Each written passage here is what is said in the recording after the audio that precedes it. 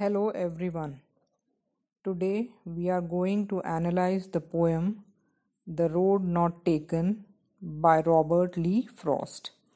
Robert Frost was born on March 26, 1874. He was an American poet and his work was initially published in England before it was published in the United States.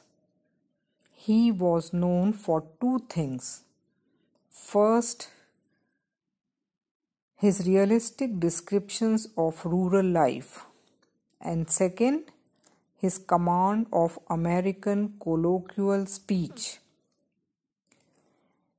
He took up universal themes and he was very popular. Frost died on January 29th, 1963 at the age of 88 in Boston, Massachusetts, US. He studied in Dartmouth College, Harvard University, but he did not take any degree from there. His important works are A Boy's Will, North of Boston, The Road Not Taken, Stopping by Woods on a Snowy Evening, Mending Wall, etc. Frost was honored and awarded many times during his lifetime. He is the only poet to have received 4 Pulitzer Prizes for poetry, and he became one of America's great public literary figures. He was almost an artistic institution in himself. In 1960, he received the Congressional Gold Medal for his poetic works. On July 22, 1961, Frost was also named the Poet Laureate of Vermont. The poem The Road Not Taken is about the choices that we make in our lives. So, the main theme of the poem, The Road Not Taken, can be said to be the choices that we make in life and which define our destinies or our future. The road here is a symbol of the choices, our selections or preferences in our lives. The poem talks about the choices one has to make, as life offers a number of choices and the consequences or results depend upon the choice that one makes in his life. The poet says that the road we have not taken is the path or the choice that we have left in our lives. He describes his own choices in his life or the path that he had taken and the path that he had left. And in the end, he says that all the difference that has come in his life is due to the path that he has taken. That means the type of life that he is leading or living now is determined by his choices or his selections that he made in his life. The path which we choose in our lives decides our future or destiny. Therefore, the poet wishes to convey the message that the choice that one makes in his life has a great impact on his future. And if a person makes a wrong choice, he or she will regret forever, because he or she cannot go back and choose the right path later on in his life. Therefore, a person must be very wise and he should think deliberately, deeply, seriously, and sincerely before making any choice in his life. The road not taken. The first stanza of the poem goes, two roads diverged in a yellow wood, and sorry, I could not travel both, and be one traveller. Long I stood and looked down one, as far as I could, to where it bent in the undergrowth. The poet says that one day, while going through a wood or a forest full of trees, the poet comes to a place where he has to decide which road he should take, as he sees the two roads diverging in the forest.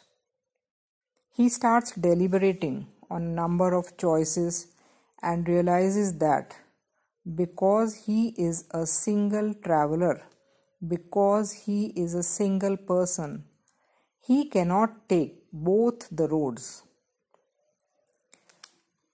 Two roads diverged in a yellow wood.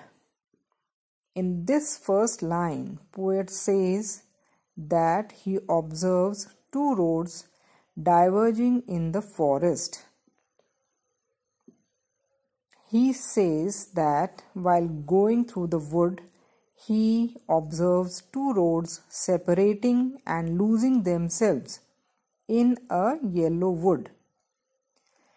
The wood is yellow because it is a forest which has fallen, dried, decomposed leaves. He feels very sorry that he could not travel both roads.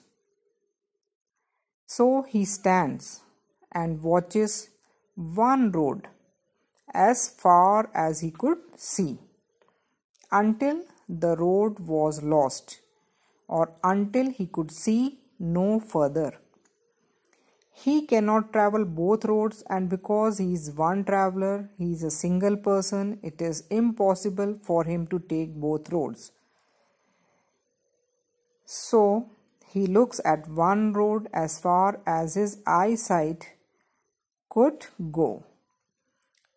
This he did because he wished to know how beneficial that path would be for him, and how much difficult or how much easy would it be to walk on that path.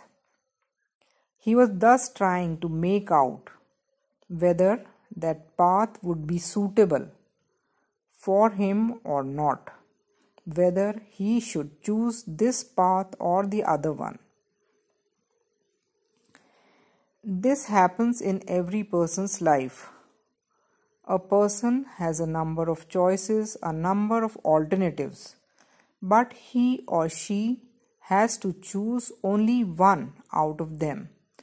So he or she must think deeply about the path that he or she chooses or selects. A person must think about the pros and cons, whether it is suitable for him or not, and he should take a right decision, as this decision of his or choice of his would determine his future. His choice will decide whether he would be successful in his life or not.